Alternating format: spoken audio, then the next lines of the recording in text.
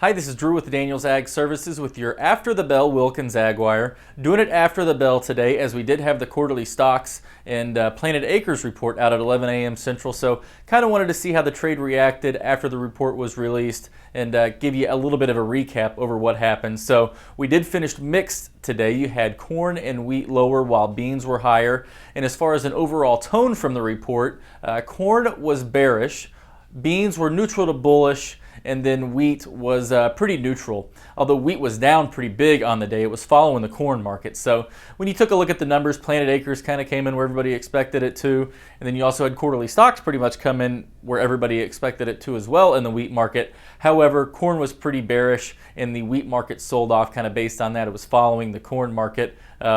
Also probably saw some weak longs getting shaken out of the market as well, as we were quite a bit higher yesterday in the wheat market. So corn was bearish, planted acres came in higher than the trade was expecting. And then as far as beans go, planted acres came in below what the trade was expecting, so beans were bullish. So if you want the full rundown of the numbers, how they compared to trade estimates, what have you previous years as well, check out the Wilkins Ag Wire email. It has the specifics in there. Won't bore you with a bunch of numbers in the video that you'll likely forget anyhow. You'll have the full table in the Wilkins Ag Wire report. That way you can take a look at it. So we have the stocks and seedings report behind us. Now everything's going to basically focus on weather and planting here in the United States.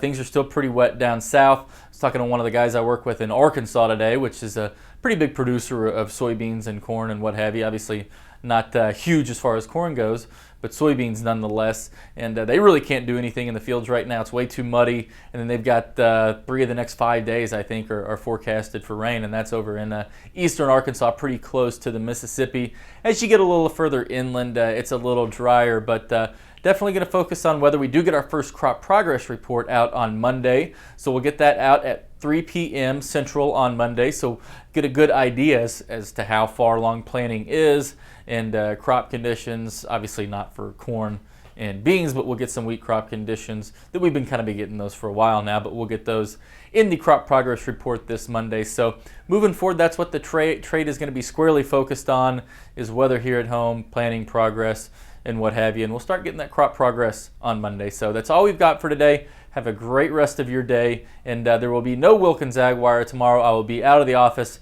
but we will have one on Thursday, and then we'll be closed for Good Friday. So got one more Wilkins Ag Wire coming at you for the week. So have a great day. We will see you on Thursday.